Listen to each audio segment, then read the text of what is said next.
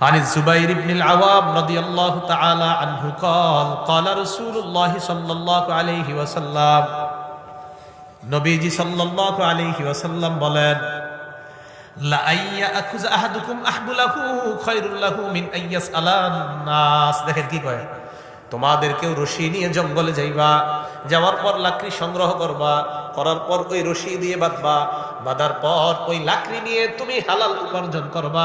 আমি নবী অন্য কোনো মানুষের কাছে হাত পাতার চাইতে তোমার এই পেশাটাকে ঘোষণা শ্রেষ্ঠ বলে ঘোষণা করলাম। কারো কাছে চাওয়ার চাইতে তুমি জঙ্গলে গিয়ে লাকড়ি আনলা, রশি দিয়ে বাঁধলা, এটা নিয়ে বিক্রি করলা, এই উপার্জিত তোমার এই উপার্জিত যে ইনকামটা, এটা দিয়ে তুমি হালাল খাদ্য খাইলা। আমি নবী তোমাকে বলে দিচ্ছি, মানুষের কাছে চাওয়ার চাইতে এই রশি দিয়া লাকড়ি বেঁধে বিক্রি করে হালাল খাদ্য খাওয়া, এটা ভিক্ষা করার চাইতে অনেক বেশি উত্তম কাজ আমি নবী ঘোষণা দিলাম। তাহলে নিজের উপার্জিত হালাল খাদ্য খাবো তো আমরা ইনশাআল্লাহ। নিজের হালাল উপার্জিত অর্থ দিয়ে যেন আমরা হালাল খাদ্য পেটে ঢুকাইতে পারি, আল্লাহ তৌফিক দান করেন। একটা কিতাব আছে ইমাম বুখারীর, নাম আল আদাবুল মুফরাদ। এই কিতাবের 299 নাম্বার হাদিসের বর্ণনা, মনোযোগ দিয়ে শোনেন। আগে আমার সাথে একটা বাংলা বলেন, ভালো মানুষের জন্য ভালো সম্পদ কতই না উত্তম। আবার বলেন, ভালো মানুষের জন্য ভালো সম্পদ কতই না উত্তম। এবার হাদিস শোনেন, আল আদাবুল মুফরাদ কিতাবের নাম, এটা ইমাম বুখারীর লেখা, 299 নম্বর হাদিস। আমর ইবনুল আস রাদিয়াল্লাহু তাআলা নবীজির একজন সাহাবী, তিনি বলেন বাআসা ইলাইয়া নবী সাল্লাল্লাহু আলাইহি ওয়াসাল্লাম, নবীজি আমার কাছে একজনকে পাঠিয়েছেন।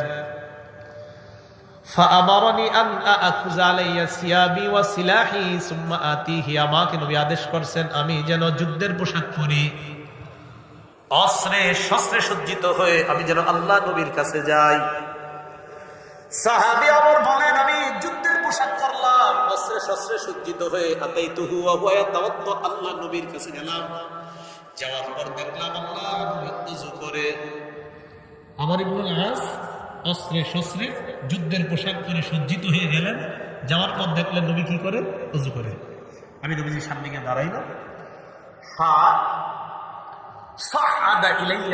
নবীজি আমার দিকে তাকাইলেন, গভীর দৃষ্টি দিলেন আমার দিকে, ওযু করা অবস্থায় মুখ উপরে উঠাই তাকালেন, গভীর দৃষ্টি দিলেন, ভালোভাবে দেখলেন।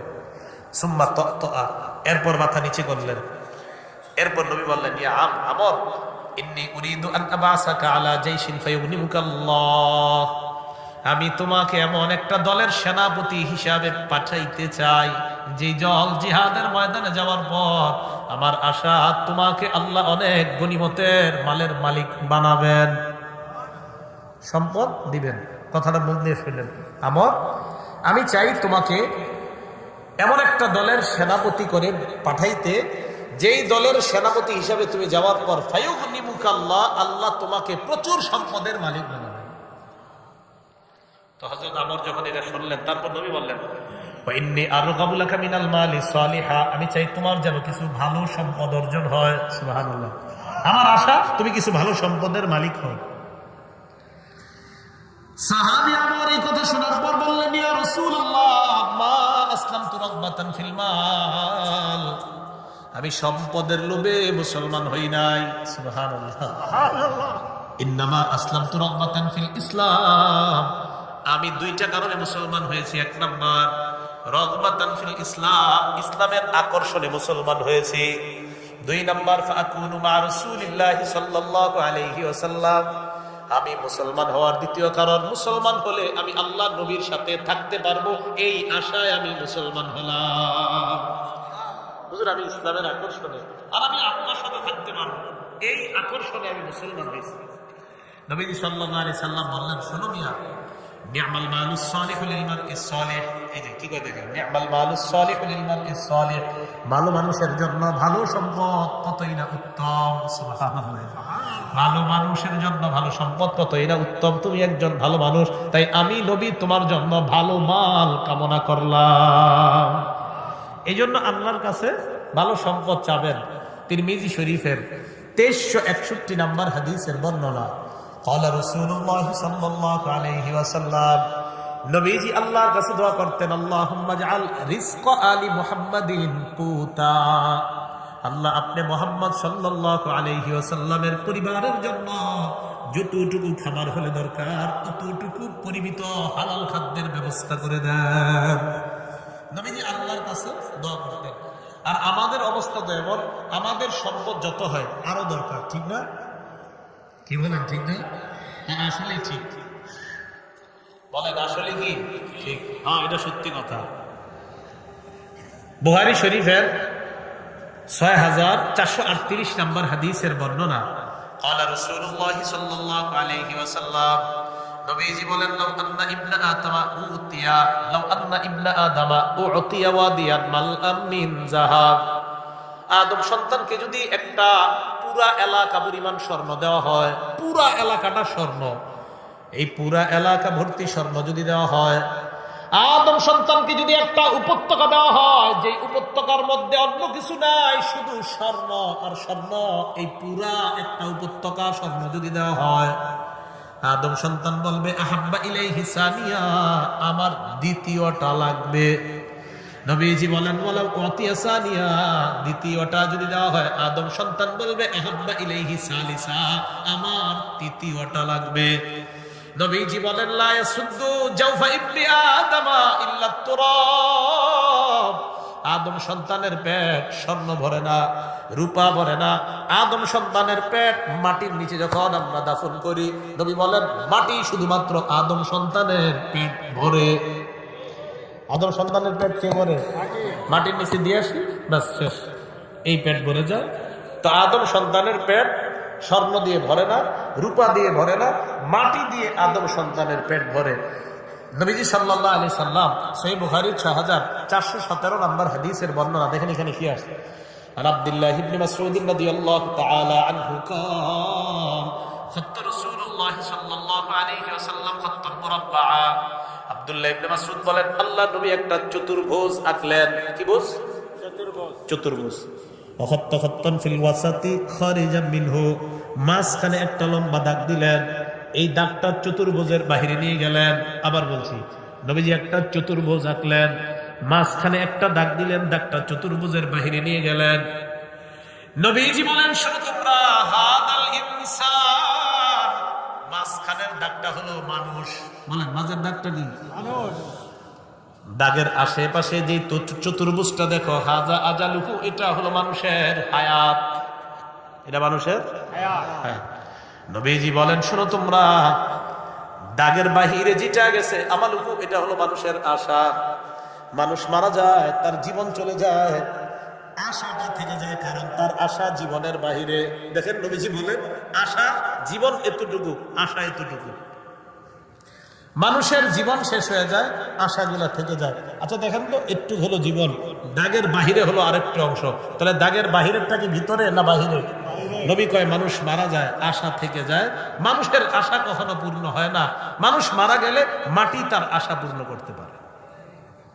বুখারী শরীফের 6420 নম্বর হাদিসের বর্ণনা, قال رسول الله صلى الله عليه وسلم নবীজি বলেন, লা ইয়াজালু কলবুল কাবীরি শাবান ফি ইসনাতাইন, বুড়া মানুষের অন্তর দুই ক্ষেত্রে যুবক হয়। বুড়া মানুষের অন্তর কয় ক্ষেত্রে যুবক হয়? বলেন, বুড়া মানুষের অন্তর যুবক হয় কয় ক্ষেত্রে? এক নাম্বার ফি হুব্বিল মাল, সম্পদের মোহাব্বতে বুড়া মানুষের অন্তরটা যুবক হয়। দুই নাম্বার তুলিল আমাল, লম্বা আশা। তাহলে মানুষ বুড়া হয়, তার আশা দুই ক্ষেত্রে যুবক হয়। এক, আরো সম্পদ চাই, আরো সম্পদ চাই। দুই নাম্বার লম্বা আশা। কেউ কাকা কই যান? তো মসজিদে যাই। কি করতে?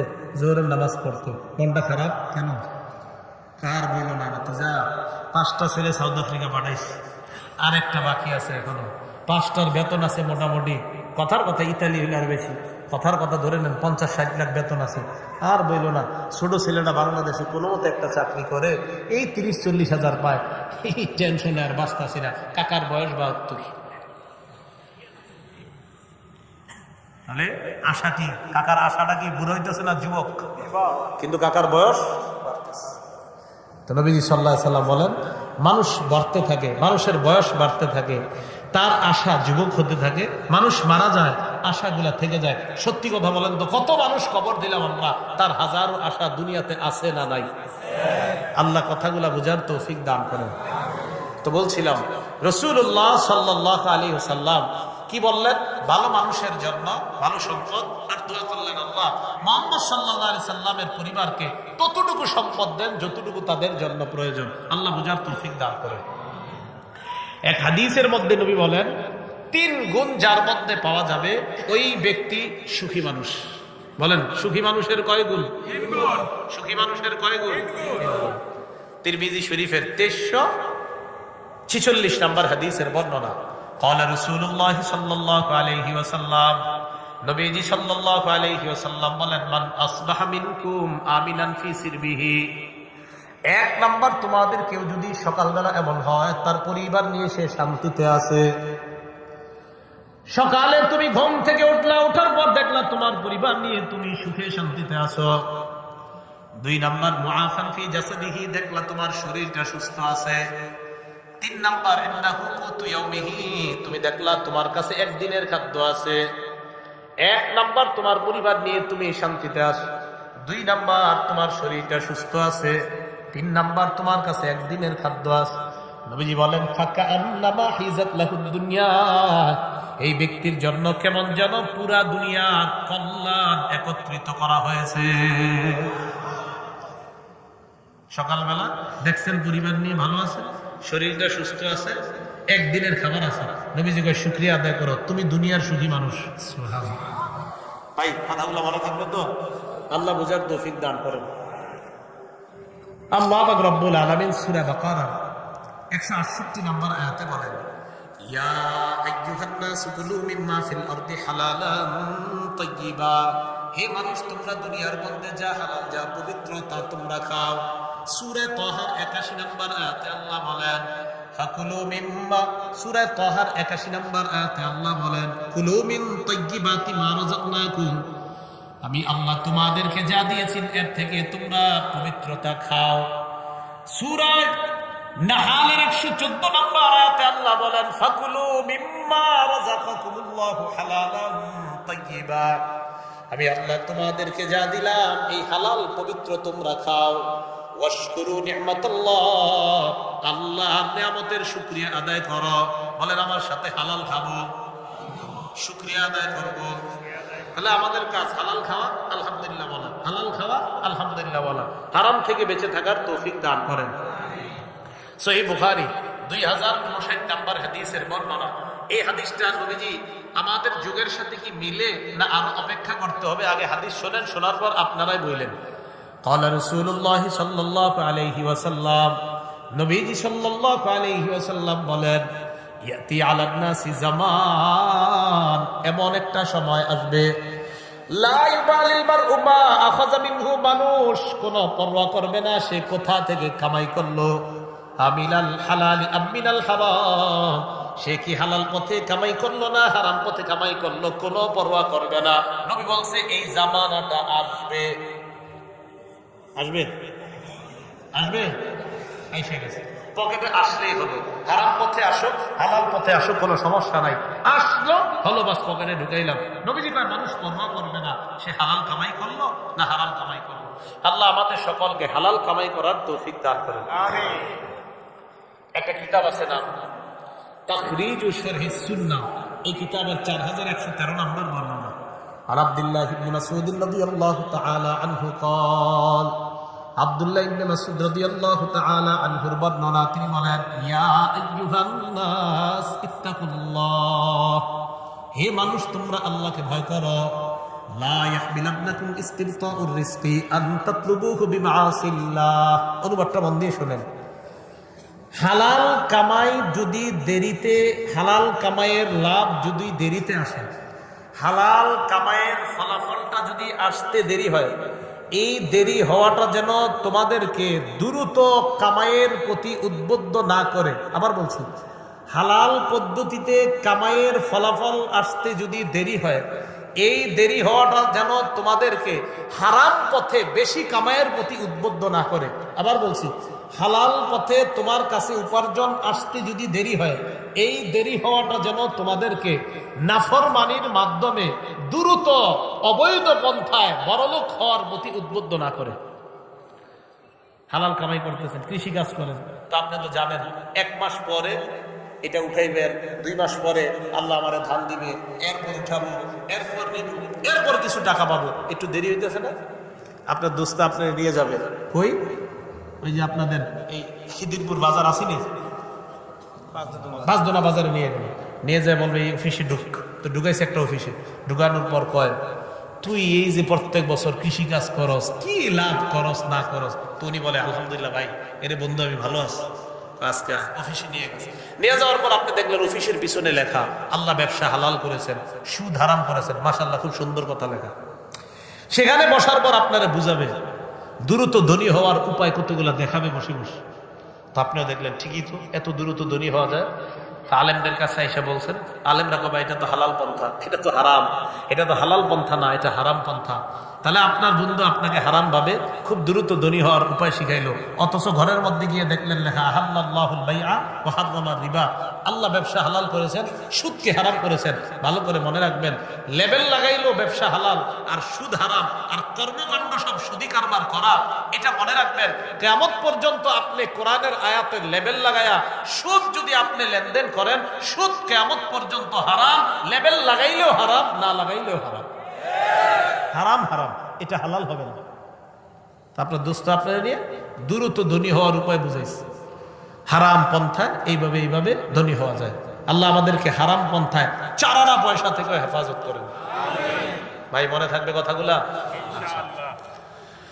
তিরমিজি শরীফ 2376 নম্বর হাদিসের বর্ণনা, রাসূলুল্লাহ সাল্লাল্লাহু আলাইহি ওয়াসাল্লাম কি সুন্দরভাবে একটা উদাহরণ দিতে দেখেন। 20টা 30টা বকরি এক জায়গায়, কথাটা মন দিয়ে শোনেন। একটা বকরি পালের মধ্যে 2টা ক্ষুধার্ত বাঘ আপনি ছেড়ে দিছেন। অনেকগুলা বকরির মাঝে কয়টা ক্ষুধার্ত বাঘ? 2টা। বকরিগুলা থাকবে না, শেষ হয়ে যাবে? 2 ক্ষুধার্ত বাঘ পাঠাইছেন বকরির কাছে। এবার নবীজি কি বলে দেখেন, ক্বালা রাসূলুল্লাহ সাল্লাল্লাহু আলাইহি ওয়াসাল্লাম, নবীজি বলেন, মা জিবানে জাইআন ফি গনামিন বিআফসাদা লাহা মিন হিরসিল মারই আলাল মালি ওয়াশ-শারাফি লিদীনিহি। নবীজি বলেন, 2টা ক্ষুধার্ত বাঘ কোন বকরি পালের মধ্যে পাঠানোর পর ওই 2 ক্ষুধার্ত বাঘ ওই বকরি পালের জন্য যতটা ক্ষতিকারক, এর চাইতে বেশি একটা মানুষ অবৈধ পন্থায় সম্পদের লোভ করা, অবৈধ পন্থায় মর্যাদার লোভ করা, তার ধর্মের জন্য ওই ক্ষুধার্ত বাঘের চাইতে আরো বেশি ক্ষতিকারক। না বুঝেন নাই মনে হয়, আবার বলছি।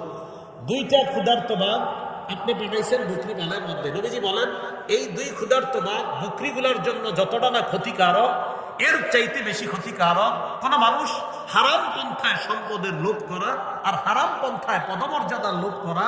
এই 2 লোক বকরির জন্য ক্ষুধার্ত বাঘ যতটা ক্ষতিকারক, এর চাইতে বেশি ওই ব্যক্তির জন্য, তার ধর্মের জন্য এই লোভ আরো বেশি ক্ষতিকারক। আল্লাহ আমাদেরকে বুঝার তৌফিক দান করেন। তাহলে হারাম আমাদের জন্য কি ভালো না ক্ষতিকারক? হারাম আমাদের ধর্মের জন্য, আমার নিজের ধর্ম, এটার জন্য কি ক্ষতিকারক না ভালো?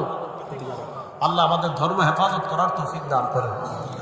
তিরমিজি শরীফ 2416 নম্বর হাদিস। সারা জীবন মনে রাখবেন, 5 প্রশ্ন করার আগে আপনার 2 পা কিয়ামতের মাঠে নড়বে না। কয় প্রশ্ন?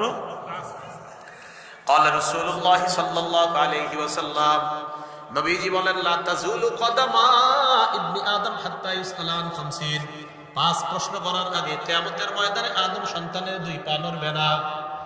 সাউথ আফ্রিকা যারা আছেন তাদেরকেও কথাগুলো জানায় দিবেন 5 প্রশ্ন করার আগে। কয় প্রশ্ন?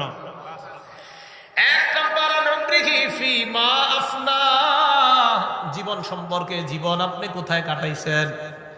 2 নম্বর, আন শাবাবিহি ফিমা আবলা, যৌবন সম্পর্কে, যৌবন আপনি কোথায় নষ্ট করছেন। রাত 12টার পর দরজা লাগিয়ে মোবাইল সামনে রাখা যৌবন অন্য জায়গায় নষ্ট করেন নাই তো? যদি করেন, কিয়ামতের ময়দানে পা নড়বে না, প্রশ্নের উত্তর দেওয়া লাগবে। 3 নম্বর, আন মালিহি, সম্পদের ব্যাপারে জিজ্ঞাসা করা হবে। দেখেন 3 আর 4 শুনেন। মিন আইনা তাসাবা, সম্পদ কোথায় থেকে কামাই করছো। 4 নাম্বার ফিমা আনফাক, কোথায় ব্যয় করছো। 3 সম্পদ কোথা থেকে কামাই করছো, হালাল পন্থায় কামাই করছো। 4 সম্পদ কি হালাল জায়গায় লাগিয়েছো। অনেক মানুষ আছে কামাই করে হালাল ভাবে, লাগায় হারাম ভাবে। কামাই করে হালাল ভাবে, হারাম জায়গায় খরচ করে। 48 ইঞ্চি 58 ইঞ্চি একটা টেলিভিশন কিনে দিলেন, এটা কোন জায়গায় লাগাইলেন টাকা। তাহলে হালাল পন্থায় কামাই করে হারাম জায়গায় যদি টাকা লাগান, এই হিসাব আল্লাহর কাছে দিতে হবে। আল্লাহ আমাদেরকে হারাম থেকে বেঁচে থাকার তৌফিক দান করেন। 5 নাম্বার ওয়ান ইলমিহি বিমাযা আমিলা ফিমা আলিমা, তুমি যে বিদ্যা শিখলা এই বিদ্যা অনুযায়ী তুমি আমল করছো কিনা। আপনি একটা জিনিস জানলেন, এই যে আজকে আমার কাছ থেকে জানলেন হালাল উপার্জন করতে হবে, হারাম থেকে বাঁচতে হবে, এটা জানার পরে অনুযায়ী আপনি আমল করছেন কিনা, কিয়ামতের মাঠে এটারও প্রশ্নের জবাব দিতে হবে। আল্লাহ আমাদের সকলকে এই 5 প্রশ্নের যথাযথ জবাব দুনিয়াতে রেডি করে কবরে যাওয়ার তৌফিক দান করেন। এখন কথা হলো এই হারাম থেকে বাঁচবেন কিভাবে। বন্ধু নির্বাচনে সংযত হন। বন্ধু যদি সুদখোর হয়, এটা আপনাকে সুদখোর বানাবে। বন্ধু যদি হালাল পন্থায় উপার্জন করে, এটা আপনাকে হালালের দিকে উদ্বুদ্ধ করবে। তিরমিজি শরীফ 1378 নম্বর হাদিস, ক্বালা রাসূলুল্লাহ সাল্লাল্লাহু আলাইহি ওয়াসাল্লাম, নবীজি বলেন, আর-রাজুলু আলা দীনি খালিলিহি, মানুষ তার বন্ধুর রীতিনীতির অনুসারী হয়। মানুষ তার বন্ধুর রীতিনীতির অনুসারী হয়। ফালইয়ানজুর আহাদুকুম মান ইউখালিল, তোমাদের প্রত্যেকে যেন বন্ধু নির্বাচনে সতর্ক হয়। কারে বন্ধু বানাইলা ভেবে চিন্তে বানাইবা। বন্ধু ভেবে চিনতে বানাইবা। আল্লাহ আমাদের সকলকে সঠিক বন্ধু নির্বাচন করার তৌফিক দান করেন। এই জন্য আল্লাহর কাছে দোয়া করবেন, আল্লাহ আমার ব্যবসায়ী পার্টনার গুলা যেন ভালো হয়, আল্লাহ আমার কলিগ গুলা যেন ভালো হয়, আল্লাহ আমি যাদের সাথে উঠা বসা করি তারা যেন ভালো হয়। আল্লাহ আমাদেরকে এই দোয়া করার তৌফিক দান করেন। বুখারী শরীফের 3842 নম্বর হাদিসটা শুনেন। عن عائشة الصديقة رضي الله تعالى عنها قالت كان لأبي بكر رضي الله تعالى عنه غلام, আবু বকর সিদ্দিক রাদিয়াল্লাহু তাআলা আনহুর একজন গোলাম ছিলেন। ফাজাআ ইয়াওমান বিশাইইন, একদিন উনি কি জানি নিয়ে আসছে, আবু বকর সিদ্দিককে খাইতে দিলেন।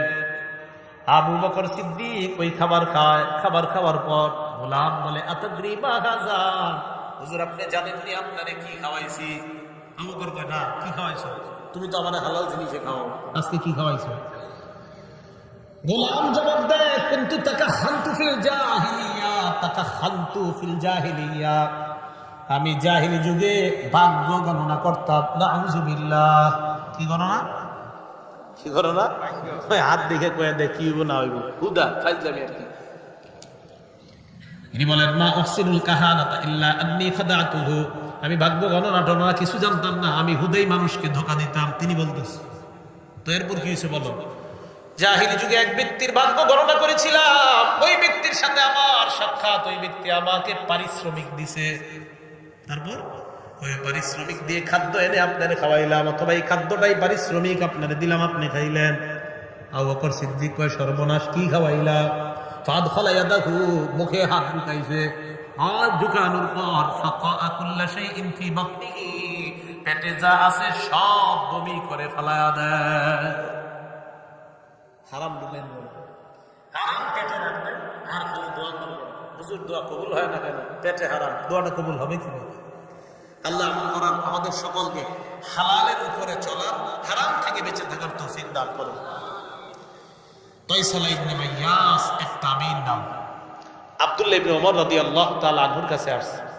আসার পর বললেন, আমি কিছু গুনাহ করেছি, এই গুনাহগুলা কবিরা গুনাহ।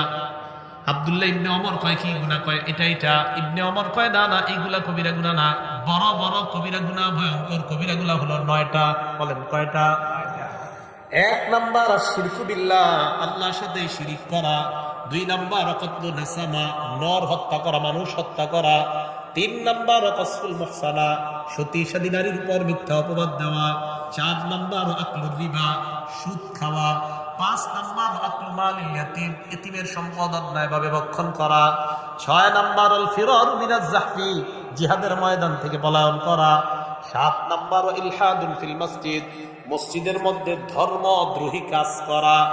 8 নাম্বার আল্লাযী ইস্তাসখিরু, ধর্ম নিয়ে উপহাস করা। 9 নাম্বার বুকাউল ওয়ালিদাইনি মিনাল উকুক, নাফরমানি আর খারাপ আচরণের মাধ্যমে মা বাবার চোখের পানি বের করা। খারাপ আচরণ দিয়া মা বাবা যদি কান্না করে হয়েছে কাম, ভয়ঙ্কর অপরাধ করে ফেলছেন। তাহলে এই 9টা অপরাধ ভয়ঙ্কর ভয়ঙ্কর অপরাধ। এর মধ্যে একটা সুদ খাওয়া, বলেন কি খাওয়া? সুদ খাওয়া।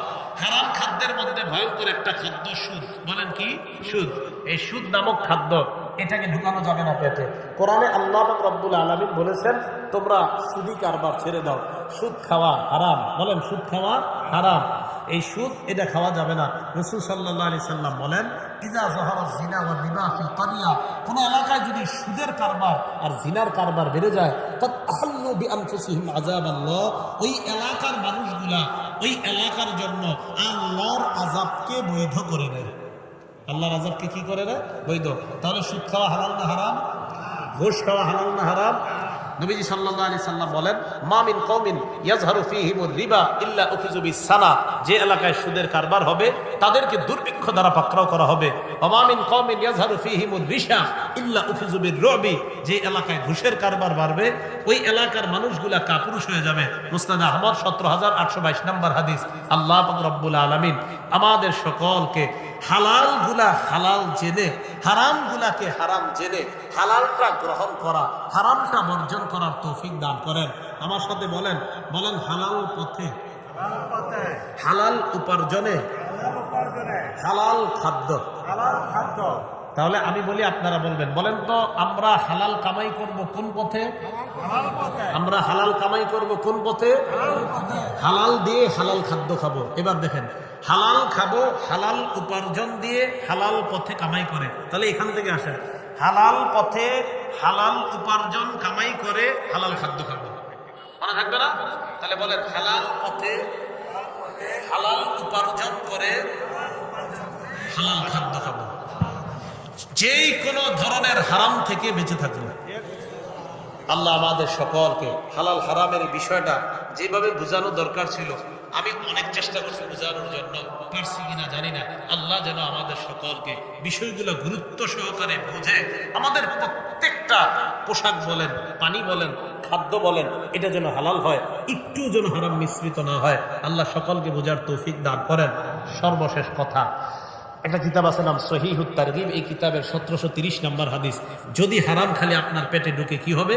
নবীজি বলছেন লা ইয়াদখুলুল জান্নাহ জাসাদুন গুজিয়া বিল হারাম, ওই শরীরটা জান্নাতে যাবে না যেই শরীরটা হারামে বড় হয়, হারামে লালিত পালিত হয়। আল্লাহ হেফাজত করেন। আমিন। আখিরু দাওয়ানা আনিল হামদুলিল্লাহি রাব্বিল আলামিন।